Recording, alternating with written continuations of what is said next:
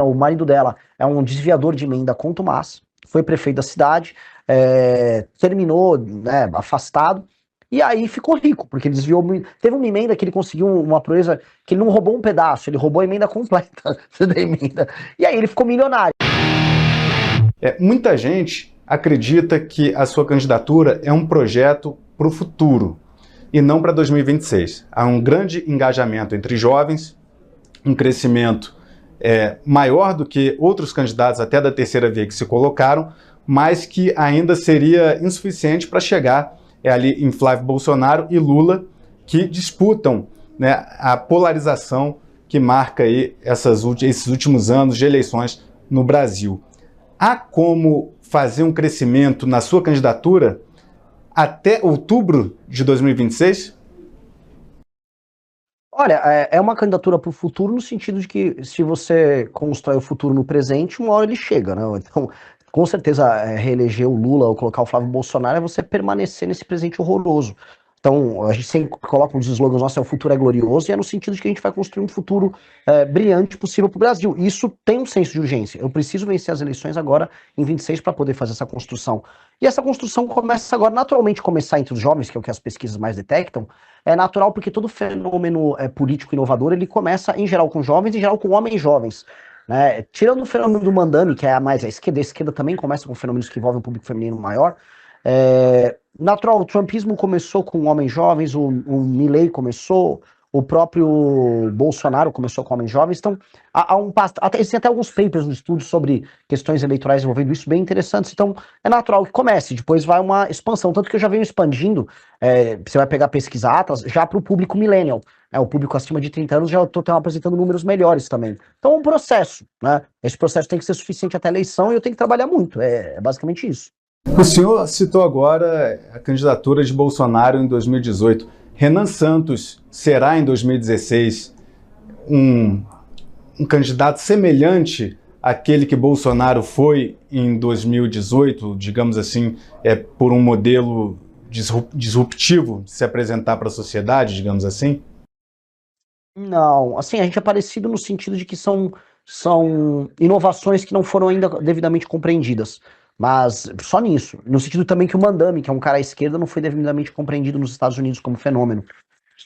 É o prefeito de Nova York, exato. Então, é uma inovação. Por exemplo, o discurso, se você olhar os conteúdos que eu solto nas minhas redes sociais, que estão viralizando bastante, não tem nada a ver com a lógica direita-esquerda do Brasil hoje.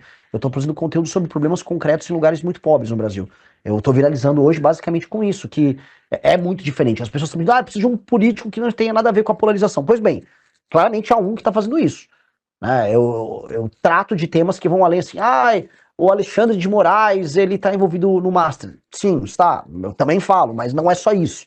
Sabe, que eu saio dos temas, ou dos certos grandes temas nacionais que está todo mundo preso. E eu estou trabalhando em outros temas nacionais tão importantes quanto, que são negligenciados, que são justamente os temas que permeiam a atividade política do famoso Centrão. O Centrão, onde há um Centrão, haverá um Renan Santos enchendo o saco dos caras. Porque eu considero que o Centrão é o maior problema do Brasil. Eu vi um vídeo seu que repercutiu bastante nas redes, que era um tema até bastante curioso, que é de uma primeira-dama, ex-primeira-dama de um município, de uma cidade pequena no Nordeste, e aí o senhor escolheu expor a situação lá porque havia, né, uma investigação de desvio de recursos públicos. Como é que foi a ideia de gravar aquele vídeo ali? Olha, assim, eu venho pegando vários casos ao redor do Brasil que obedecem um determinado padrão.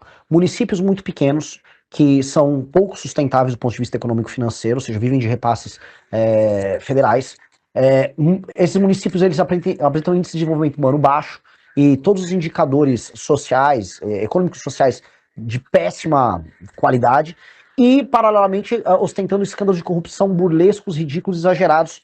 E esses exemplos, assim, existem as centenas, quiçá os milhares, e esse caso da primeira-dama de Acari, ou Arari, acho que é Arari, a cidade lá no interior do Maranhão, é um dos mais emblemáticos, né? O marido dela é um desviador de emenda contumaz, foi prefeito da cidade, terminou, né, afastado, E aí ficou rico, porque ele desviou. Teve uma emenda que ele conseguiu uma proeza que ele não roubou um pedaço, ele roubou a emenda completa da emenda. E aí ele ficou milionário. Aí o que ele fez quando ficou milionário? Ele contratou uma mulher que ela se define como uma rapariga. E lá no Nordeste, né, rapariga costuma ser uma alcunha para mulheres que acabam trabalhando com atividade sexual. Ela se define como isso. E ela produz vídeos semi-pornográficos junto a esse marido corrupto, ostentando um estilo de vida completamente desproporcional com ao modelo de vida da cidade dela. E ela quer concorrer para deputada federal. E eu, né, trouxe luz a isso, assim como para outros temas. E só uma curiosidade, ela no último fim de semana, ela se reuniu com o Pablo Marçal e com o Antônio de Rueda, ou seja, ela tem um status muito importante para o partido União Brasil, né? E tá lá, né?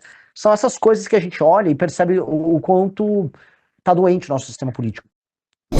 Foi um vídeo que o senhor gravou que gerou bastante repercussão nas redes sociais, né? Então, as críticas da sua campanha, elas não ficarão apenas restritas ao presidente Lula, ao senador Flávio Bolsonaro, que o senhor também é crítico, mas ao Centrão, ou seja, é uma candidatura pancadaria, digamos assim, né? Não, porque você for olhar, todos os meus vídeos apresentam propostas. Absolutamente todos, inclusive o sobre a primeira-dama de Acari. Então, todos esses vídeos, Arari, desculpa, todos os vídeos eu focalizo no problema, falo, ó, esse problema existe por causa disso e para resolver eu farei tal coisa.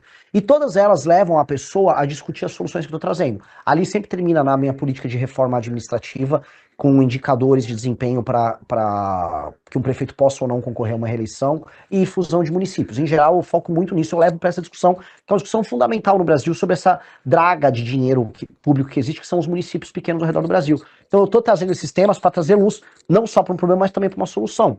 Como se fosse um funil de conversão. A pessoa sai de um problema burlesco e termina com uma solução política. Então não é uma pancadaria, e não é nem polêmica pela polêmica, ela tem um objetivo. Falando em proposta, o senhor defendeu separar o Rio de Janeiro do Brasil. Como seria essa proposta que o senhor defendeu, que se eleito presidente, o senhor fará? Como vai separar o Rio de Janeiro do Brasil? Não era isso, é entregar um status de autonomia para o Rio de Janeiro. É igual Buenos Aires. Porque no vídeo, Renan, no vídeo o senhor fala separar o Rio do Brasil. Aí depois você fala, mas isso é bom, não é ruim e tal. Sim, é que só o hook, é o gancho do vídeo. Quando você assiste o vídeo inteiro, eu tô explicando que é entregar um status de autonomia. Porque existe toda aquela piada na internet de que, se a gente separar o Rio de Janeiro do Brasil, o Brasil se salva. Tem vários memes disso rodando, então eu brinquei com o meme, é um hook, é um gancho. O que está apresentado ali, a gente até lançou um site que é Guanabara Livre, para falar sobre como restituir o estado da Guanabara, e é uma autonomia, igual Xangai tem autonomia, igual Hong Kong tem autonomia, igual Buenos Aires tem autonomia, é você entregar o status de autonomia para que o orçamento do Rio de Janeiro fique lá, condicionado a determinadas atividades que teriam um status especial, como turismo, como produção de cultura e arte.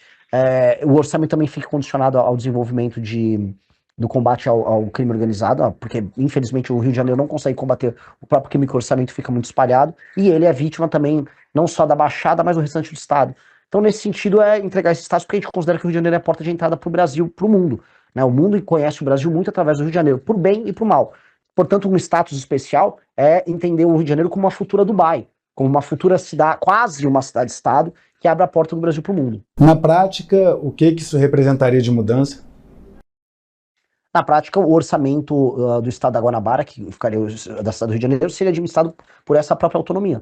E aí o orçamento local daria autonomia para eles fazerem frente aos problemas locais, que infelizmente não acontecem. O Rio de Janeiro, não que a cidade do Rio de Janeiro produza políticos muito melhores do que o restante do estado do Rio de Janeiro, mas os problemas do Rio de Janeiro, municipais, e o potencial do Rio de Janeiro é negligenciado por conta de um pacto político que não entende o Rio de Janeiro, a cidade, que se tornaria parte do estado da Guanabara nesse sentido, como tem que ser.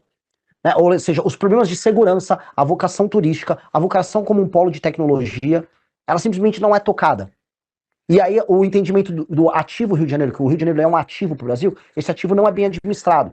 E aí outras cidades ao redor do mundo entenderam, ou melhor, foram entendidas pela administração federal como ativos especiais, como por exemplo Buenos Aires com a Argentina. Buenos Aires é meio que para a Argentina o que o Rio de Janeiro é para o Brasil. O Rio de Janeiro não é uma capital formal, mas é uma espécie de uma capital simbólica do Brasil. Então entregar esse estado de autonomia permite que essa auto-administração conduza o Rio de Janeiro para um caminho diferente.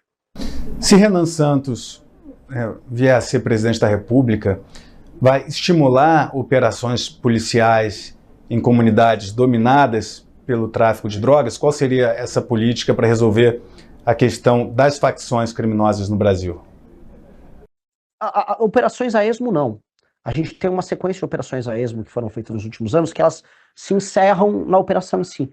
A gente tem que ter um marco regulatório de enfrentamento ao crime organizado que não seja picado. A gente está vendo agora o Congresso, né? Saíram várias pesquisas. Olha, a principal preocupação do brasileiro é o crime. Então aí saíram passando vários projetos de lei necessários, bons, mas que não fazem parte de um todo coerente. O todo coerente significa fazer uma separação do ponto de vista jurídico dos membros das facções criminosas de um criminoso comum. Significa você ter um aumento de penas, você ter um novo projeto de construção de presídios, um novo modelo de administração prisional, que no Brasil é um caos total e completo. Significa entender como nós vamos reocupar as áreas que são tomadas hoje pelo crime organizado. Significa entender qual o papel da Polícia Federal e do governo federal na articulação das forças policiais e regionais. Significa, portanto, ter um plano holístico para a gente enfrentar o crime organizado, não através de operações pontuais que têm um caráter marqueteiro, mas sim de uma solução definitiva, para o crime organizado, e dois, para reduzir, na prática, o número de homicídios, assaltos e roubo no Brasil, que é o que aflige o brasileiro. Então, você tem marcos regulatórios que aumentam a pena e que diminuem benefícios ligados à lei de execuções penais, como a progressão de pena e as saidinhas, que vão diminuir os crimes comuns. De outro lado, a destruição das operações via COAF, via Polícia Federal, as operações financeiras de lavagem de dinheiro ligadas ao tráfico, como aconteceu agora com o MC Rian, com a turma do Poço do Rodo. Rolou uma operação hoje nessa linha. E do outro lado, a reocupação territorial de cidades inteiras, que hoje foram tomadas por facções como o Comando Vermelho. Vê agora, tava lá, no Maranhão tem o bonde dos 40. Então, você tem remédios que vão precisar ser aplicados meio que ao mesmo tempo, e aí você vai poder fazer operações que não serão pontuais, será uma operação que redunda numa tomada definitiva desse território pelo Estado brasileiro, devolvendo dignidade para as pessoas que moram ali.